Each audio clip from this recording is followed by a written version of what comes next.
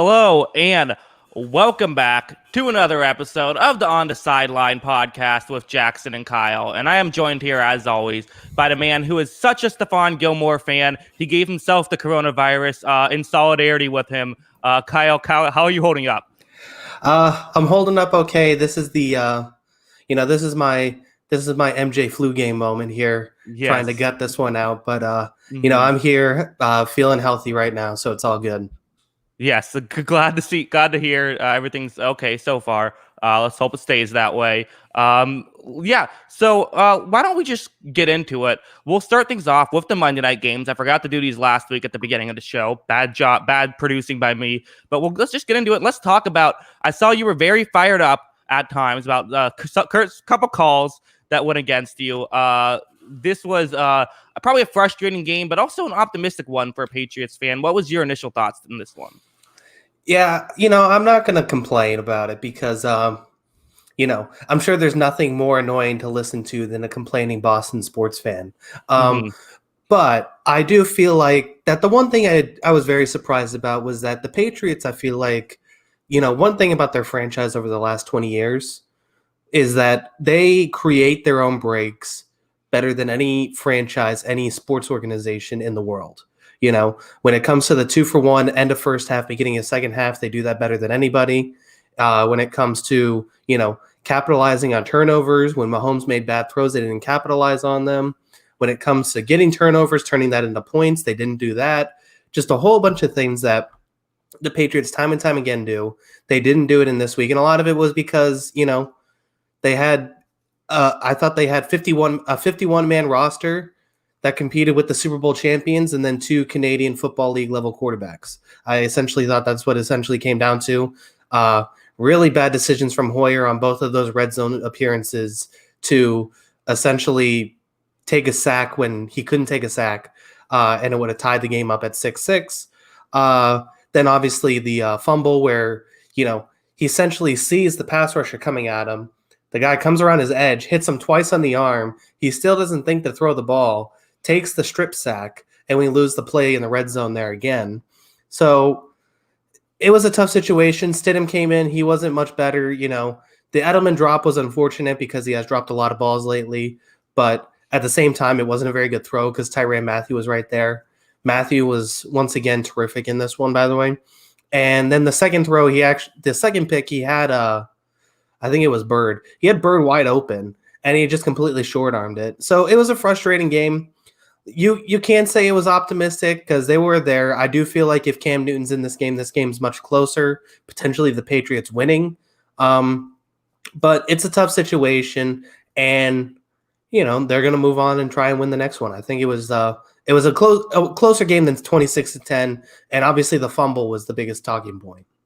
Yeah, the fumble, personally, I think the fumble got there was the moment when, so the fumble, it didn't affect possession, it affected field position because they punted right after, but that's still a bit significant difference. But then the Patriots were about to score a touchdown, and I was like, okay, great. It's going to be a ball don't lie moment. They're going to score a touchdown, and then the Patriots, you had a very funny tweet of they're playing for a tie with 38 seconds left in the half. I love the strip sack Hoyer had. It reminded me of when I have a ball near my dog and then I put it behind my back and she now she can't see it, so she doesn't think it's there, doesn't know where it went. Hoyer, the pass rusher goes behind Hoyer, he's like, okay, great, now I can stand in the pocket for as long as I want. It was just but I think on the flip side, the reason why I say it's optimistic is because, they're going to have their starting quarterback in the playoffs, we hope. And so this now means that clearly their defense is a lot better than we gave them credit for going into the season. We thought this could be a, blowout. They held the Chiefs pretty far in check. There was a defensive touchdown. Outside of that, they hold the Chiefs to under 20. This is I think a promising game. And for the Chiefs, do you have to start worrying about this? Is now twice in 4 weeks your offense has kind of been shut down, even though you are 4-0. I'm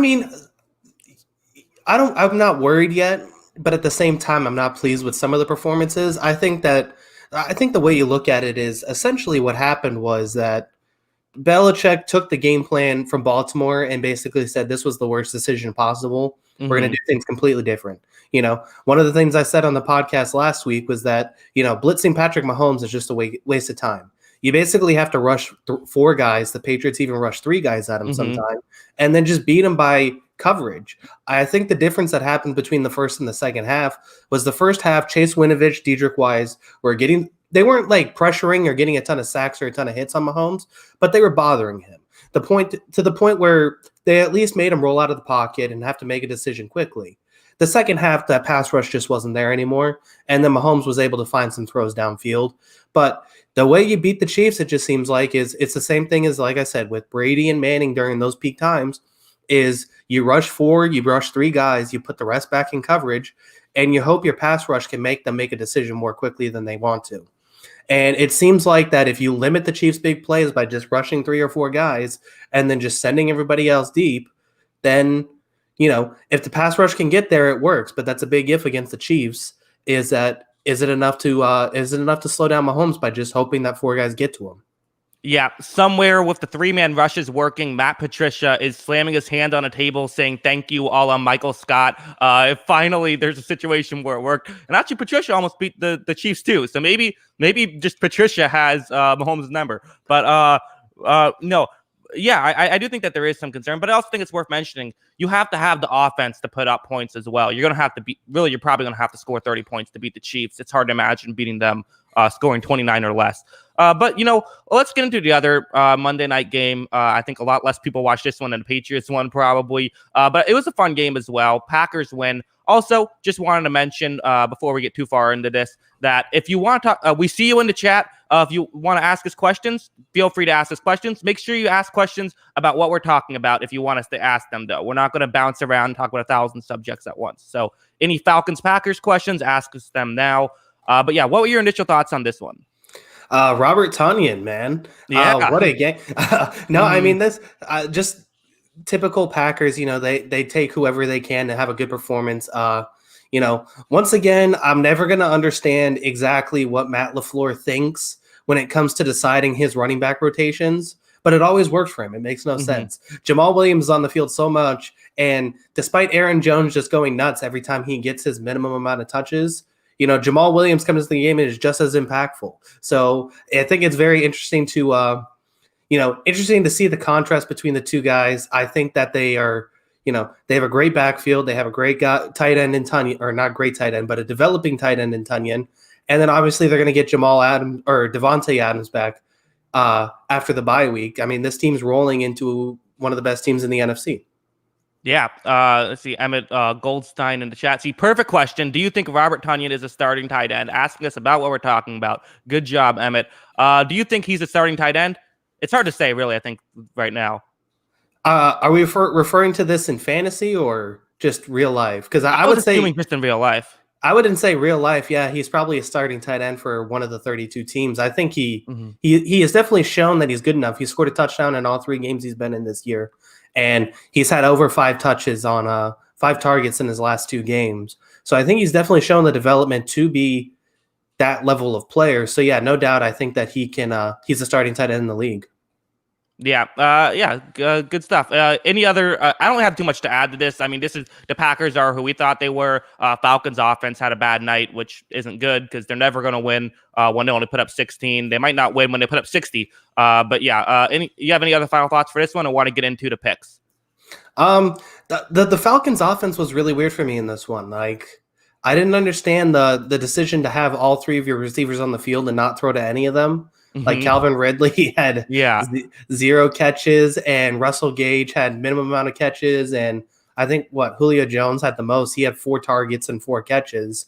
Like I don't even know this guy's name, Olamide Zacchaeus, but he was going nuts. But it's like, is it the best thing for your team for Julio Jones not to get the ball a bunch and Calvin Ridley not to get the ball a bunch?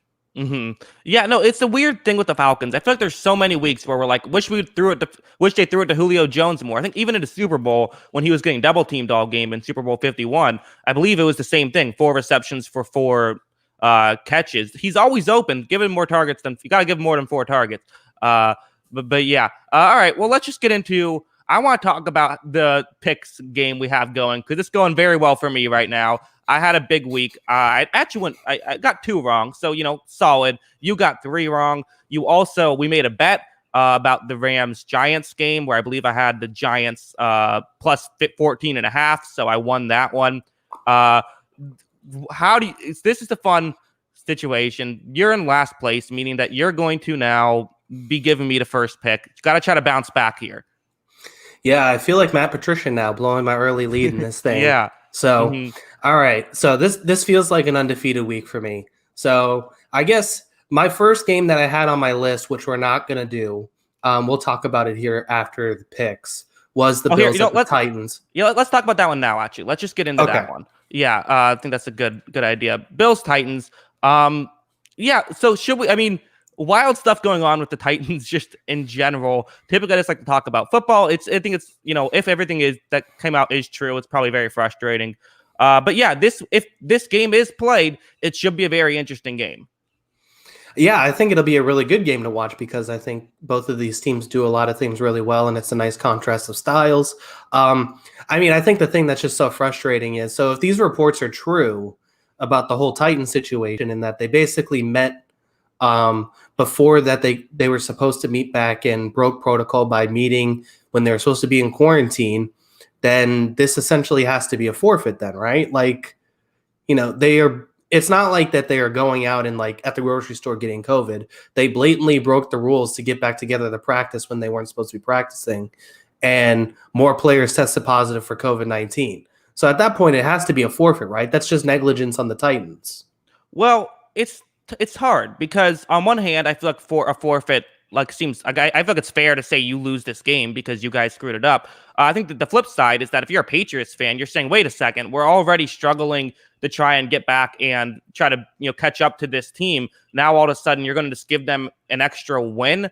I do see that the Steelers and Bills play each other. So how about this? What if you give the Titans 2 forfeits? They forfeit against the Steelers last week, forfeit against the Bills this week. The Steelers-Bills game counts double.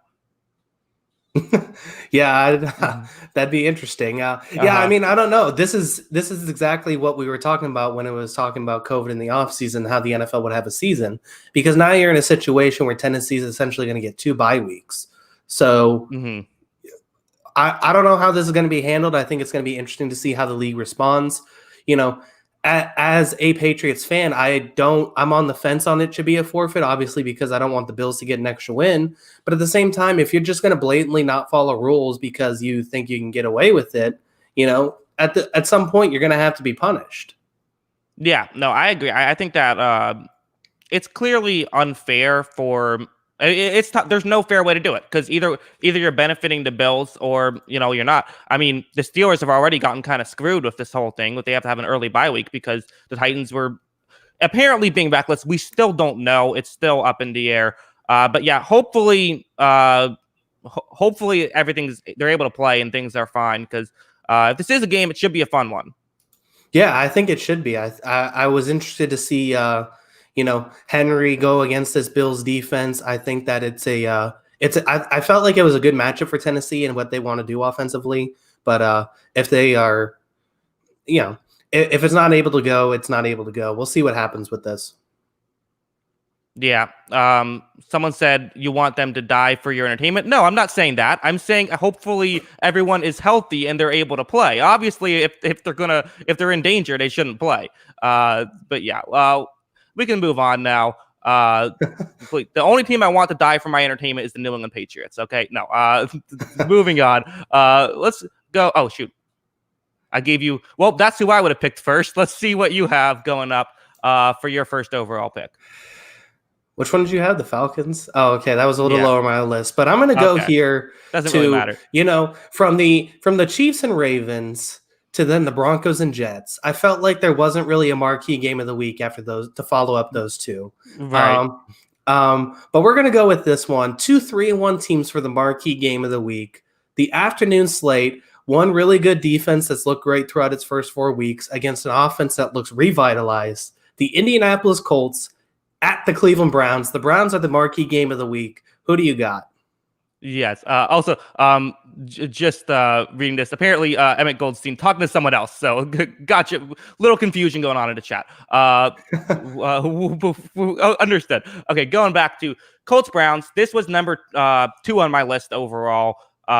You already know what my first one is because got a little too quick with the banners on my end. But yeah, no, this is a tough one. I do feel like this is a very interesting game where we just saw the Browns play a Big 12 game. And we've seen the Colts play Baltimore Colts style game last week where there's just very low scoring affair. I do think that what's interesting here is going to be, can this Colts defensive line, who has looked good at times, really hold up against a good offensive line? I think that's going to be a very key issue. I think that definitely we're going to be very excited during one half of this game when the Browns are on offenses on the field. I think that we're going to see a great game from Phillip Rivers in this one. I think we're going to see Phillip Rivers throw for 300 yards. I think he's going to have a solid game. And again, the question is really going to be, will he make mistakes? Which is just, that's the frustrating thing about Rivers, is that if he doesn't make mistakes, I do think that he wins this game. And then on the flip side, if Mayfield doesn't make mistakes, the Browns win this game. It could really turn into who throws the least amount of turnovers. I'm going to go Indianapolis here. I think this is close. I could definitely see Cleveland winning this one, but at this point, I've doubled down enough on my Browns hate. I might as well just keep it going and pick Indy here. Yeah, isn't it ironic that the Browns finally have a good team and they can't be there to watch it? Yeah, but I think that I do think it's interesting because you talked about the Colts defensive line against the Browns offensive line. I'm also looking for it on the other side too with the Browns defensive line. Can Myles Garrett bring enough pressure against that Colts offensive line? Because I think the Browns secondary has shown that they can be beaten, and that would lead to Phillip Rivers having a potentially big game, especially with some of those weapons that he has. And T.Y. Hilton, Ali Cox has looked really good as well. But if the pass rush is able to get there for the Browns, then maybe that gives the Browns secondary more of a chance to be successful in this one. Yeah, I was high on both of these teams in the preseason. I think I'm going to lean Cleveland in this one. I just think that they're going to be able to get the job done. Stefanski continues to impress me. And that running game's legit. I think that they're going to be able to get it done. Yeah, I think this game, I don't know what the over-under is. I think bet the over. I think this one's going to surprise the people. I think there's going to be some scoring in this one. All right, I'll give you my pick now. You already saw it. Panthers Falcons. I have no I think this is a weird one. I think it's weird that we have an 0-4 team favored over a 2-2 team. I'm going to give you this one because I don't want to pick it. Yeah, man, this burned me like 2 weeks ago. I'm going to have to pick the freaking Falcons again. I don't know. So you look at the Panthers, they simply just don't make mistakes, and that's essentially how they win a bunch of ball games. That offense does that, and I think that they're going to be able to move the ball on Atlanta, especially with Mike Davis in that passing game. They have a couple of receivers. Robbie Anderson's been very good. So I think that it's going to be a high-scoring game, but I think if it's a high-scoring game, I'm leaning Atlanta because of it, because I just think that they're going to have more ability to score more points. Atlanta finally gets a win here, probably prolongs Dan Quinn's job for another week or two.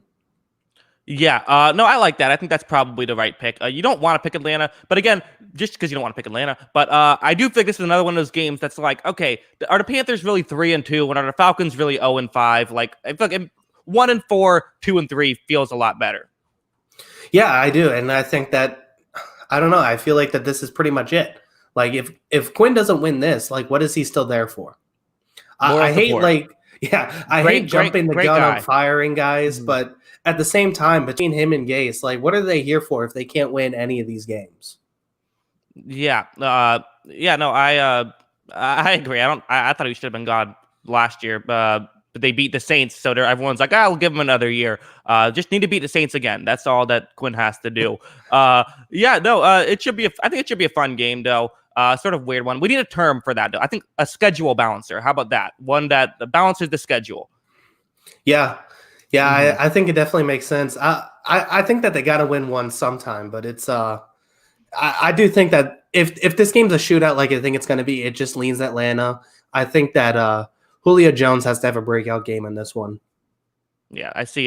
Ben, the great Ben Noodleman says, if the Panthers are 8-8, does Rule win Coach of the Year? I think no. Right? You have to do better than 8-8 to win Coach of the Year. Yeah, I'd say so too. I think you have to be a playoff team. I mean, who would you say right now is the leader? I mean, it's still too early to tell in my book. I would say Stefanski's up there.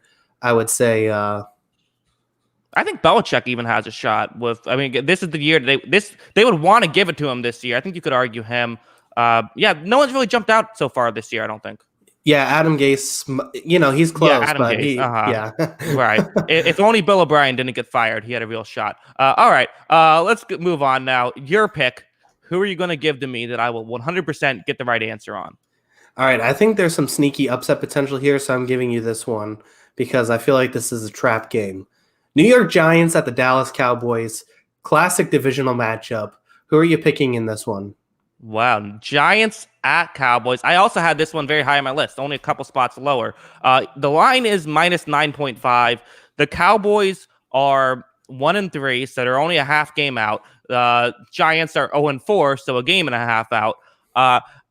This is interesting, right? I know why you picked this game because, well, on paper, this Cowboys offense has been incredible. Their defense has been atrocious, and it's been atrocious. I uploaded a video right before coming on here about why it's really coaching. It really is. They're playing a lot of zone, and their guys don't know what they're supposed to do on zone. They're not willing to shift their assignment on zone. They're very much married to what they're quote unquote supposed to be, which is allowing for these gaps in coverage to stay very wide.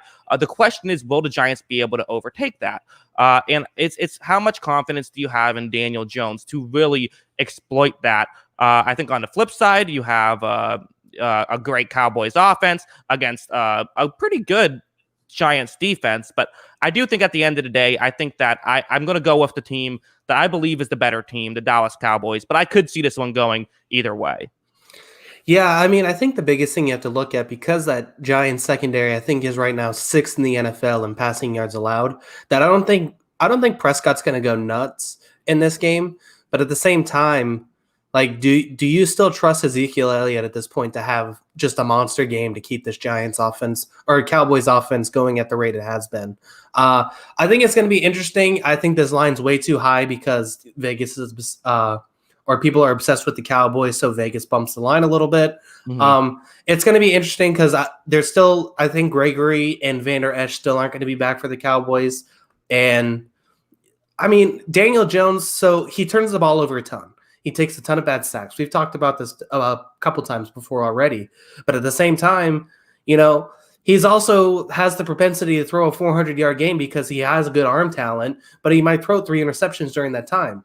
So there's a potential that he goes nuts in this game. I think there is upset potential in this one that Jones is able to take this one away from the Cowboys. Yes, I see Moochie Studio in the chat saying Daniel Jones finally having a no turnover game ? I think no. I think that the defense is bad enough. He's going to take a couple wrong chances. He'll turn the ball over. And again, I believe he does have no turnover games, but he's at least fumbled or thrown an interception in every game. I think they've recovered some fumbles, but yeah.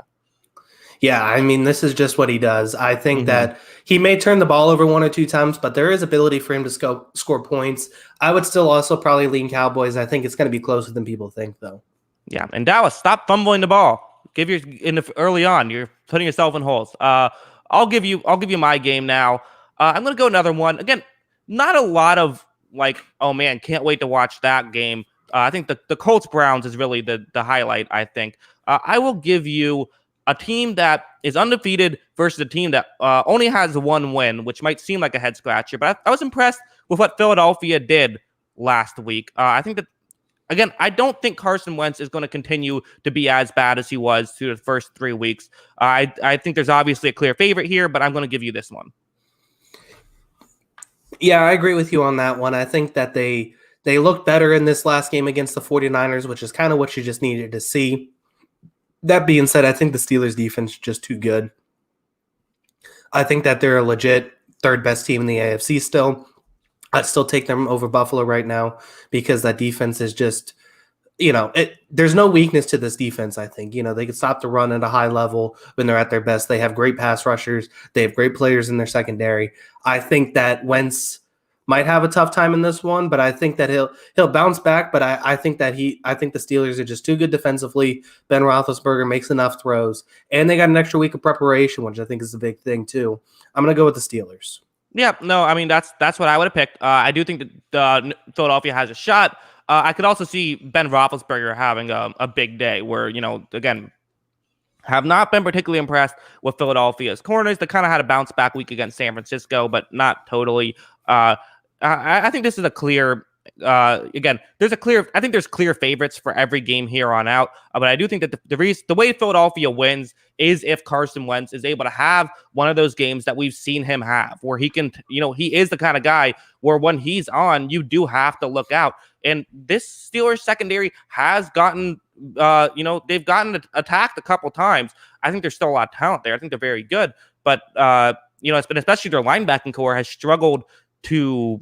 Their linebacking core has struggled to cover, and that's maybe the one avenue you have as Philadelphia is they like to run RPOs. That could maybe be their one advantage heading into this game. And if they can exploit it well, they could end up pulling off the upset. Yeah, I think so too. I think Miles Sanders is going to have a big game in this one. And, I thought it was a better game from Wentz. It was still nowhere near perfect in my mind. And I just think that, given the injuries with San Francisco, Steelers defense is just better right now. So I'm going to lean Pittsburgh with this one. I think they still force a couple of turnovers out of Philadelphia and are able to get the win. Yeah, I think that's a fair pick. Why don't we go ahead and give you your next pick here? All right. I'm going to give you your team here. Thursday night, shortened week here. Is Tom Brady cursed playing against Nick Foles? We'll see how that pans out. The Tampa Bay Buccaneers at the Chicago Bears. Yes, a Super Bowl. It was funny because they said on the promo last week, they were like a Super Bowl rematch. And I was like, Bucs Bears, what are they talking about? That's not we never like it. And like Nick Foles and Tom Brady. I'm like, oh, right. They only care about quarterbacks. Forgot about that thing. Yeah, no, this should be fun. I'm worried as a Bucs fan. I think that this is definitely upset potential. The line's only 4. That feels right for me, honestly. I do think that the Bears team is a bit underrated because they're a good defensive team. I think it's like, the Bears and the Colts are both good teams, but because they're good defensive-minded teams, no one really cares that much. I do think their offense can be beat, and I think that they don't like to throw the ball deep too much, which really I think that's the only way you beat this Tampa Bay team. So the hope is that we can shut them down on offense, and then on defense, or then when we're on offense, we can, Brady can be Brady again. We saw how well he did against a zone coverage scheme against the Chargers. That did not work out too well for them. Hopefully he can, have some of that magic again. I think key matchup here, Tristan Wirfs going up against Khalil Mack. Young rookie, just held his own against Joey Bosa, now gets his chance against arguably the best in the game. I think that's the key thing to watch out for, I think, for tomorrow. Yeah, I mean, that's the big one. Can they give Brady enough time to throw the ball? He's not a guy who's going to buy himself any time anymore in the pocket. I think his pocket presence is definitely lowered as he's gotten older, which isn't necessarily surprising. So it's just going to be, can they give him enough time to step up and make throws in the pocket? I think that they can. And I think there's going to be like a game that it's like 1st to 20 kind of wins because I think both defenses are really good. And I think the Buccaneers are just going to make enough throws, even without some of their key players. I think Scotty Miller and, I think Gronkowski can have a big game this Thursday. I think they'll have just enough to get the 20, and this is like a 20-13 win. Yes, I see Chance Mitchell talking in the chat about how Godwin is going to be out. You also have Scotty Miller and Justin Watson, who are both questionable. He says Evans is doubtful. Actually, I looked at it earlier today. It said Evans is probable, which is promising. We need him. But yeah, this could be a game where we rely on tight ends a little bit. So you know what? Listen, I mean, the luxury of having 2 elite receivers, that when you lose an elite receiver, you still have one. But yeah, this is the game that I feel like this is, again, people are saying the Bucs, again, people in the chat saying Bucs are going to win. What are you talking about? I'm a Bucs fan. Okay, the last time we played the Bears, Mitchell Trubisky threw 6 touchdowns against us. I do not have confidence in this team. We're still playing in the stadium that has a pirate chip in it. Okay, I don't care we have Tom Brady. I don't care our uniforms are different. We're the same team. I'm going to be nervous when we play the Bears on Thursday night. Yeah, I mean, I don't know. I have a lot more confidence in your team than it sounds like you do. I still think the team's legit. I think that the one thing the Bucs have is that they can win in a lot of different ways. I think that, the development for Ronald Jones this year has been really good. And, Brady has shown that, like you said, in his own defense, he can start picking teams apart. They have a great pass rush. They have players that can make plays on their defense. They can win a lot of different games in a lot of different ways. Yeah, it's a game we should win. So we're just if we don't win it, then I think that's concerning. But yeah, hopefully we will win. All right, I'll move on now. I'll give you my pick. I'm gonna give you a potential battle for last in their division. Jaguars at Texans. The Texans are 0-4 and are still 6-point favorites, and I think that seems about right, to be honest. Maybe even a little low. They're playing Jacksonville, who has shown they can be frisky, and we'll see what Houston can do now that they've gotten rid of Bill O'Brien. Who do you have for this game? Oh, man. This I feel like is a definite, like, you should bet the over, because I don't think either of these teams are going to be able to stop each other. I'm gonna lean Houston. I'm gonna use your logic here and say that Houston should have at least one win at this point. While a 2-3 Jaguars doesn't make a lot of sense to me. I think that both of these teams, like I said, are going to score because both defenses, I think, are very bad, and it's just going to be. I'm going to lean on Deshaun Watson is able to make enough plays. Maybe they're a little energized with their coach firing. They're a little more excited to play with no longer having Bill O'Brien there, and they're able to go and get a win. Yeah, there is this weird thing, right? When a coach gets fired, the team always seems to play way better the next game. I wonder if it's almost like they want to be like, oh no, we're actually good. It was our coach that sucked, so they give like a little extra effort or something. But yeah, I think Houston's a good pick. I think they're a more talented team. This Jaguars defense is not good. They have some pieces on offense, and really, I just feel like for Houston, don't do anything stupid. This probably is the game to feed David Johnson. So somewhere Bill O'Brien's saying, one away. But, I think that this is a good pick here. Yeah, I mean, they have to get something going at some point, right? I mean, there's no way that Deshaun Watson should be 0-5. Right. That just doesn't make any sense. Or if it is, then we need to reevaluate what Deshaun Watson is in the grand scheme of things for quarterback rankings, because there's no way that one of the top 7 quarterbacks in the league should be 0-5, no matter what his roster is. I think they get a win in this one. I think Houston bounces back a little this year, but obviously I think that the ship has kind of sailed. But I do think that they need to get a win here. Yeah, what about Emmett Goldstein, the great Emmett Goldstein, doing a great job in the chat tonight, Emmett. Do you think the Texans can come back and make the playoffs this year? I'll field this one. I think I'm not going to say definitely no, but they just got a lot of ground to cover, and I think Indianapolis is good. Even if Tennessee gets severely punished for what they did with the COVID thing, I still think that it's going to take a lot. It might take an injury or two for them to find a way to come back in this one. Yeah, I mean, I just think it's too tough of a hole they're in right now. There's 2 good teams in the AFC South ahead of them. There's a couple good teams in the wild card in terms of, you look at, like, I think Baltimore's a wild card team right now. You look at Cleveland, you look at New England, you look at Las Vegas. I mean, they're looking up at all of them. I just feel like this team needs a complete reboot besides Watson, because they have bad players on their offensive line. They have bad players at their skill position. They have really bad players on their defense. I mean, if you did a desirable, the crazy thing is that there's actual debates on, is this the most desirable job of the potential job openings? You look at the Jets, you look at the Falcons, you look at the Texans, there might be a couple other teams that end up having coaches fired by the end of the season, the Lions as well. And the team with the franchise quarterback in place is probably not the most desirable job. And that says a lot about what the rest of this roster is and what their draft picks look like. I just think they need a reboot, and they need to build up the rest of this roster around Watson.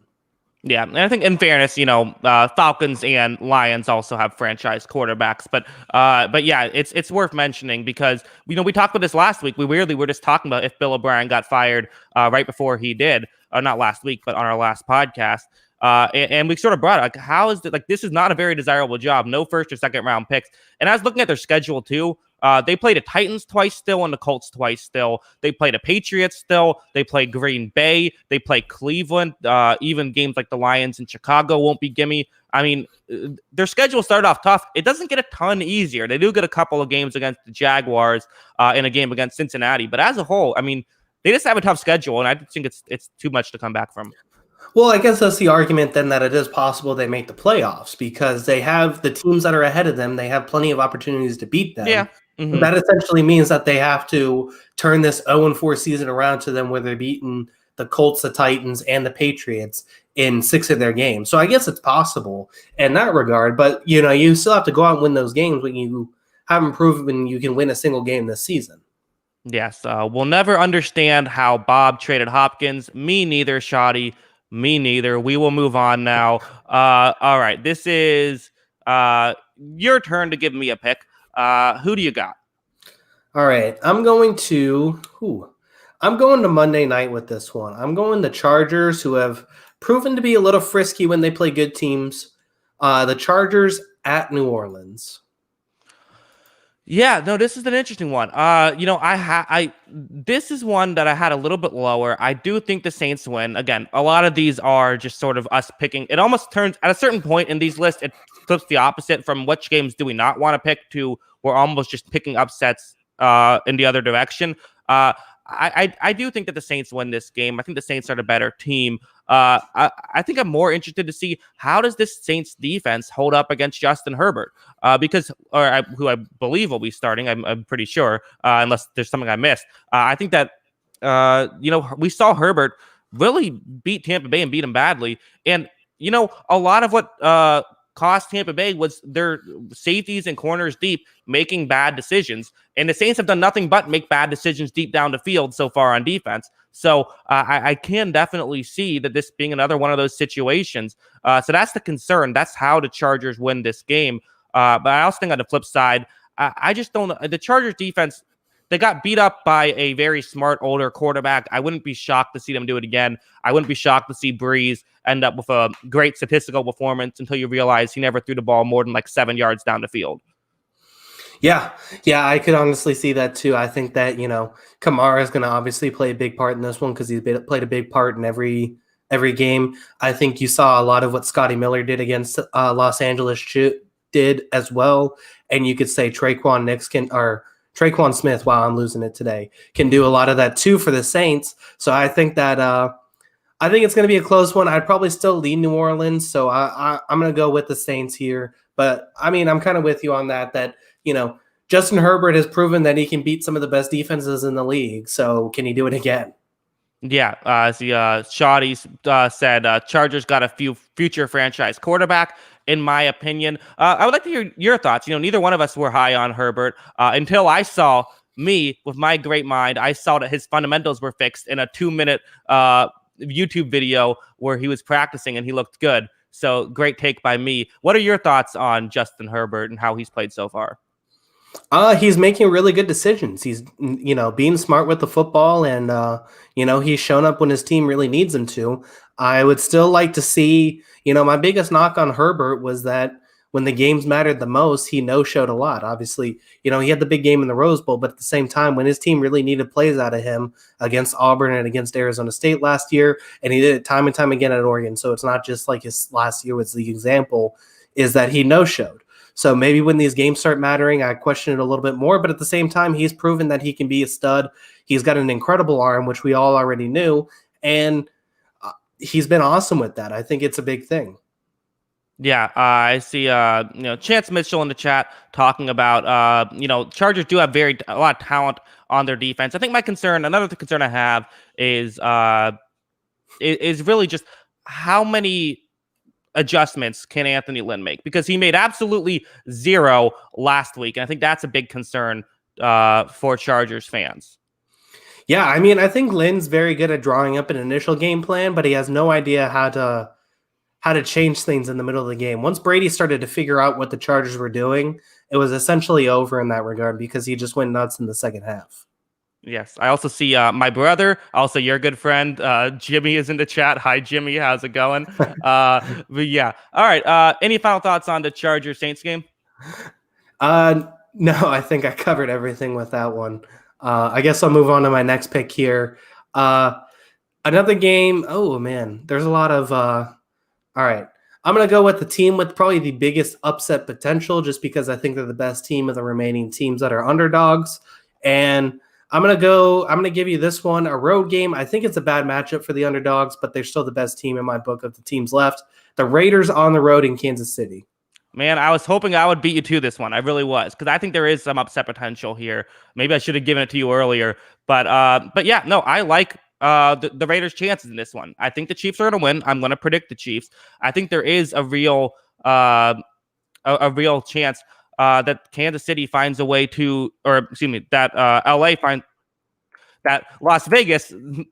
Doing a terrible job here. Las Vegas finds a way to win it. The reason why is because, again, how have we seen teams have success against Kansas City? It's this space cover 3 zone defense with good pass rushers. That's what the Raiders have. The question, though, is just that they've really struggled with the rest of their defense. And Kansas City is a team that has really owned them since Mahomes has gotten there. Also, my brother has a great question in the chat. Think Jameis Winston becomes Tanner Hill 2.0. My brother, everyone, he's 27 years old, who's now trolling us in the chat. Appreciate that. But yeah, I do think that I think this is a Chiefs win. Yeah, I think that this will be an interesting game. I think that the biggest issue is going to be I don't see that the Raiders' offensive line hasn't looked great, I thought, in a lot of passing situations for Carr, and that's where a lot of their turnovers have been. When that, the Chiefs or people rushing the passer late against the Raiders has caused a lot of fumbles from Carr because he's getting hit from bad protection. And with guys, I don't know if Chris Jones will be back for this one, but at least with Frank Clark's been a menace to everybody so far this season, and I think he's going to be able to get some pressure on Carr in this one and maybe cause a few strip sacks. And then on the other side, I just think that, I think that they have the right game plan to play against Mahomes, but I just don't think they have enough talent yet on that defensive side of the ball to stop the Chiefs' weapons. So I would go with the Chiefs in this one. But, the Raiders, like I said, they're the best teams of the underdogs remaining, and they have enough players on the board that they can make this one interesting. Yeah, I see. I see Nate in the chat says Carr has 0 wins in Arrowhead, but I'll just assume he'll still ball out. I don't think our D can stop Mahomes. If we end up winning, then I'd be surprised. For some reason, just hearing someone say I don't think our D is going to stop Mahomes is made me think like, oh yeah, that's almost definitely not going to happen. They got a tough road ahead, but there is a path for them to win. I'm looking at this. Did we skip one of my picks? Because I think I had. Because did you give me Chargers Saints or did I give you Chargers Saints? I gave you Chargers Saints. Okay. And then was there one before that, or did you just give me Raiders Chiefs right after? Oh, did I give you back-to-back picks? I think you did, but it's okay. I'll just go back-to-back here because I wasn't going to pick that one next anyway, so it's fine. Yeah, I think you did. You pulled a fast one on me, Kyle. My bad. Yeah. All right. I'll give you what was going to be my next one, and then I'll give you another one. The Dolphins 49ers, I think it's going to be my next pick. The 49ers, they lost the game they maybe should have won. I thought the Dolphins were competitive in a game that maybe we didn't expect them to be. This is a game that's interesting. Yeah, I think it is interesting because Miami has definitely proven to be, like I've said kind of the last few weeks with them, they've proven to be frisky. And I think that frisky can make this game interesting for sure. And so I'm still gonna lean San Francisco mainly because Jimmy Garoppolo's back, is what it seems like. He's back practicing, him and Raheem Mostert. If this was CJ Beathard or Nick Mullins, I'd probably be more on the fence of the game. But I just think with Jimmy Garoppolo back, he has his receivers back with Kittle. He has Brandon Ayuk back. Brandon Ayuk's playing. He has Deebo Samuel back. And potentially getting Mostert back to go with McKinnon. I just think there's too much on that San Francisco offense. Yeah, I think San Francisco is the correct decision. I do think it's fair to. The reason I'm giving you this one, though, is because there are some Fs. And even though it seems logical that this is going to be a 49ers win, you never know. And you can always run into Fitzmagic. And that's kind of one of the things. I keep picking Fitzmagic to give to you because you're going to run into him at a certain point. again, I see this Titans legend in chat. If Miami loses this game, they need to start Tua. I keep having to say, like, I guess I'm the only person in this camp, but why do we keep saying that after a couple of weeks that all of a sudden now Tua needs to start? Why did we have Fitzpatrick start? When Fitzpatrick started the season, we're all like, makes sense. And then Fitzpatrick is exactly Ryan Fitzpatrick, and now we're all saying they need to start Tua. I don't know. Let's start Tua week 10. Let's not kill him his first season. I think that let's give him half a season instead of a full season. Yeah, I mean, it'll be interesting to see when they decide to pull the trigger on that. I do think it does happen during the season. I just think that, the thing with I didn't really agree with starting Fitzpatrick to start the season because I didn't think Miami was a playoff team anyways. And I still feel like they're not a playoff team. So at that point, you might as well just see what the young talent has and what he can do. I thought the only reason that they were starting Fitzpatrick because they weren't sure Tua would be back from injury. But either way, if they have Fitzpatrick, they might as well just run with it until they feel like he's, it's a time where they feel like he's ready based off what they're seeing in practice. I would still personally go with Tua because I thought he should have started at the beginning of the season. Okay, but counterpoint, left-handed quarterbacks are gross. Okay. Yeah, You got me. I can't come back from that. All right. Well, I'll give you my second in a row now to make up for you trying to pull a fast one on me. I am going to go here. I'll give you the balls. Rams taking on the balls. Rams already looked a bit rough against another not great team in the Giants. Washington, they made a quarterback change. We'll see if Kyle Allen can be successful. Kyle Allen did have some good games against Carolina, turned the ball over a lot. But this one, there's, again, upset potential here. Yeah, upset potential because the defense might be able to make a few plays. Kyle Allen is in, which may turn the offense around. I'm still not completely convinced, but there is potential for it. I'm still leaning. I'm still going with the Rams here. I think that they're the better team. They have better players on offense, and they have an offensive style that kind of negates a good pass rush every now and then. I think that Aaron Donald has been the best player in football this season.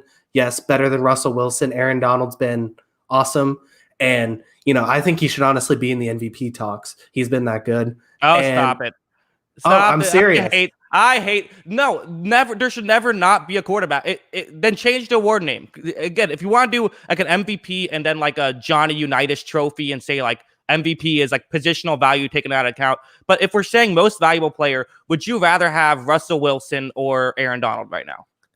I think it's a lot closer than what people think. Aaron Donald has impacted every game for the Rams. He's been that good. He's impacted every game. He's a menace. Whenever he wants to just, come at every quarterback, he's able to do it. He's been so good this year. He's easily Defensive Player of the Year this year. It's not a debate right now. And I would take Aaron Donald right now. He's that awesome. I'm going with the Rams because he's that good of a player that it doesn't matter who's that quarter.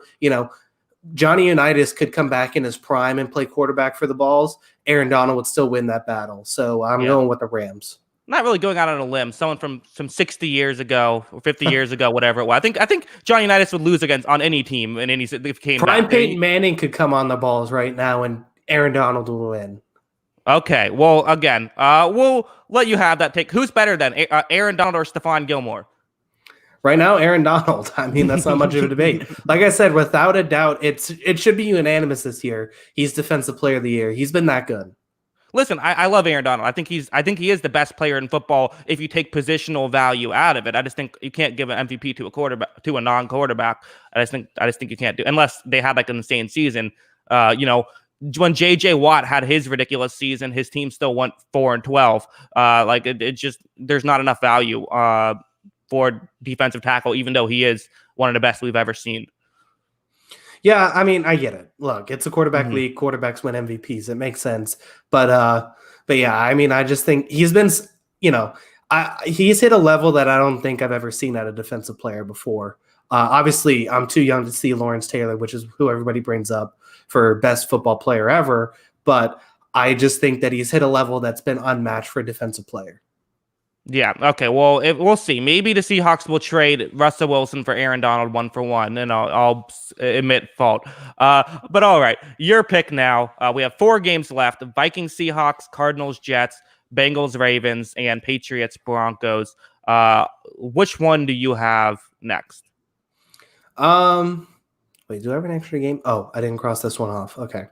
I'm gonna give you my team with either Hoyer the Destroyer or Sid the Kid. Two Canadian Football League level quarterbacks at the position. At home against the Denver Broncos. I still feel like the Patriots are clear favorites here, but who do you got? Okay. Also, just throwing this out there, Brian Hoyer would have been like the Bucs' third best quarterback in our history. So just saying that. Yeah, obviously the Patriots are going to win this football game. I just don't see a scenario where Denver. I think it's hard to, again, I try to think of like scenarios for a team winning, and I just really can't think of a scenario where Denver finds a way to win this game. I think New England, they can run the ball successfully on Denver. I think they'll be able to do that. I think they'll be able to throw if they want to, unless they have a quarterback who throws 5 interceptions on New England, which I think if a quarterback throws 4 interceptions, Bill Belichick just won't have him throw the ball anymore.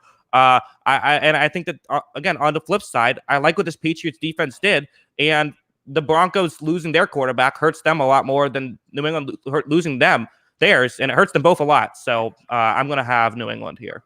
Yeah. Quick note on quarterbacks real quick. One point I forgot to make about the last game. The Balls have had 30 quarterbacks since 1993. 13 starters. That's just insane number. I can't get over it. Every time I see that graphic, it's absolutely insane. 30 starters since 1993. Anyways, so we're going to transition to this game now. I think that it's I mean, there's potential that Drew Lock is back, but I still think that it's going to be Brett Rippon, it seems like. But he loses who I think the Broncos' best player has been, and that's Noah Fant. And so losing him, I think, hurts because it sounds like he's going to be out. I think a lot of this goes to that. I think this could be a really big Damian Harris game. He looked really good last week, and I think he could have another really big week for this offense. I think that there's just too many pieces on this Patriots offense that they can manufacture 20, 25 points, and there's not enough pieces left on the Broncos who've just been killed by injuries that they're going to get that many points, even if Gilmore's out. Yes. Also, no, somehow there's been a lot of positive Brad Johnson talk in the chat. I'm not sure how, but I appreciate it. Definitely, I'm glad it's happened. But yeah, I don't have anything else to add about the Patriots. Let's just go on to. I forgot to put the banner up. No one knew what we were talking about the whole time. Let's go to Brad Richards' one of Brad Richards' former teams. Oops, I deleted it. I accidentally hit delete. Let me add the banner real quick. I'm talking Vikings Seahawks. Seahawks are -9. Who do you have for that one? This hasn't been our best show in terms of messing up everything. No. But you said Vikings Seahawks, right? Yes. I got the banner up right here. Without the banner there, I can't see it very well. Yeah, exactly. Yeah. I mean, it's I'm going to go with the Seahawks. This isn't a hot take. I think that the Vikings defense could have a long day in this one. Russell Wilson's going to pick them apart. And even though the Seahawks defense hasn't been very good, that I don't think there's enough on the Minnesota offense to keep up with Russell Wilson. So I'm going to go with the Seahawks by 14. Yes. Ben Noodleman said trap game. The reason why I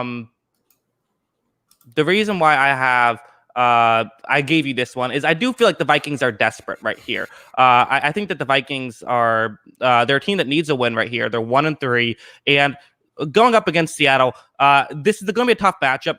But we've seen Seattle have trouble on defense. We've seen Seattle give up big numbers, and no one has historically been better on prime time than Kirk Cousins. Yeah. I don't know. I don't see a scenario where they're able to keep up. There's just not enough players in this defense to stop the Seahawks wide receivers in my book. Yeah, I mean, again, like I don't think they're going to win, but there's only 3 games left, and I do think that we can just talk about the game for a second. I think that it'll be interesting to see if this Seattle defensive line can get some pressure against this Minnesota Vikings offensive line. It is very much the movable force versus the stoppable object here. And I think that's going to be. I think that could go a long way in this one. If the Minnesota Vikings offensive line, which run blocks well, does not pass block well, they could be in trouble if they give up pressure, because that's really the biggest flaw in the Seahawks team. Yeah, I can agree with that. I think it'll be interesting to see how they match up. Do you think the Vikings just go full on? We're going to keep Russell Wilson off the field as long as we can and just pound Dalvin Cook until he can't move anymore. He's going to get like 40 carries in this one. I think that's the reasonable game plan to what they do. Well, there could be some logic in limiting the possessions and trying to make it a 9 possession game, 10 possession game, and just hope that you can, the idea is if you're the worst team, the less possessions you have, the higher chance you are of winning the game. There's some logic there, but I don't know. I don't know if that's the right strategy. I see Joe Z in chat bring up Quentin Dunbar will be back, which should be huge. I mean, I do think the way to win this game is to throw the football. I think Kirk Cousins is going to have a good game. But again, on prime time, last year, this was a close game. Minnesota did lose, but it was close in the fourth quarter. They're different teams. I get that. But I think this is a game that I think the Vikings have a chance here. Yeah, I definitely think they have a chance. It basically comes down to Thielen and Jefferson making enough plays against the secondary, which hasn't proved to be very good, especially with Adams out once again. I think that they'll be able to. They'll have to make enough plays there, and they have to hope for 2 or 3 stops against Wilson. But the problem is I don't know if they're able to get that. Yes, I also see Joe Z in the chat said Seahawks are 3rd in rush yards allowed. Yeah, but at the same time, what concerns me is that with the Vikings zone running scheme, I do kind of worry if someone like Bobby Wagner can have a huge game in stopping the run, where it is more important for the linebackers to be able to move sideline to sideline. Seattle can do that. Yeah, I think that they might be able to get a few stops, but I think the secondary, like you said, has been obviously suspect, and that's where Vikings might be able to take advantage. Yeah. All right. Now it's time. Your turn again. There's 2 games left: Bengals Ravens or Cardinals Jets. Which one are you going to give me to have to make a tough decision on who I should pick? All right, because I mainly want to go back to our tradition of picking them last, I'm going to give you, Joe Burrow is undefeated against the spread. Okay. Joey Bats up here against the Baltimore Ravens. Do the Bengals have a chance? No. I don't think they have a chance. I think 0% chance. I think I'm going to say this and then they're going to win by like 1,000 just out of spite. It's hard to picture a scenario, right? I mean, this is a really good really, what's the one flaw that Baltimore has? Pass rush, right? They don't really have a consistent pass rush. They've struggled with that so far this season. But at the same time, the Bengals offensive line, they couldn't stop a golden retriever, let alone grown men. I think that this is going to be a very long day at the office for Joe Burrow. And of course, Baltimore's secondary is so good. And then on the other side, all you have to do is stop Lamar Jackson, who, he's made a living off of beating up on bad teams, and especially the Cincinnati Bengals. I think Baltimore covers here. Ooh, they cover 13. I think this will be interesting. Joe Burrow has, revitalized this offense a little bit. I think that they might be able to get some yards, but I mean, Baltimore's just way better. That's a tough one. I would still go Baltimore by a lot. I just think the Bengals, they're going to see a lot of growing pains, I think, this week. Yes, I just saw someone point out in the chat, Lamar Jackson missed a practice with a knee. I did a little Googling. It doesn't seem like it's clear if he'll play or not. He did miss a practice. I would still have, that does change things, but I would still have Baltimore winning this game, even with RG3, honestly. Yeah, I would still lean that way, too. That'd be quite the redemption story if RG3 comes back and has a big game. After all those years as a backup and essentially, disregarded throughout the league. But yeah, I mean, I still think that top to bottom, the roster favors the Ravens. They're way better. That's not a hot take. Obviously, they're one of the best teams in the league. So, yeah, it would be fun if Cincinnati could find a way to pull it out, though. That would be a wild thing, but I just don't know. I'll give the floor to you. Final game, Jets, playing the Cardinals. One of the smaller lines they've had. They were favored last week. Now only 7.5 point underdogs to a team that it's kind of been on a downward spiral a little bit, losing a couple games they probably should have won. I know this is tough for you. Who do you have winning this one? Well, this should be like Jets by 15 because we could have Joe Flacco starting this game. He could be Oh, back, ready to go. yes. You know, Joe Flacco, the fact that he's starting an NFL game in 2020 is just wild to me. The Cardinals desperately need a bounce back win. They've looked very bad in their last 2 weeks. And, well, it's the best thing to have during a losing streak to have the Jets on your schedule the next week, because that's the only thing you can do to bounce back. They're going to dismantle this team, I think. I'm going the Cardinals. They're going to cover this easily. They're going to win this one by 15. Yes. Are we sure that Joe Flacco isn't going to go full, 2012 playoffs and just, dominate here? I mean, you might as well, if there's a prop bet for how many pass interferences will the Cardinals secondary have, and it's like over under 6, just pound the over, because Flacco's going to hit those pass interference every opportunity. The Jets could end up with like 120 yards of total offense, but then like 230 yards in pass interferences. So, I mean, it's going to be interesting to see if he's back. Oh, God. If Joe Flacco is able to go, or if Joe Flacco is to go in this one, I think it's going to be an interesting matchup. But the Cardinals are still way better.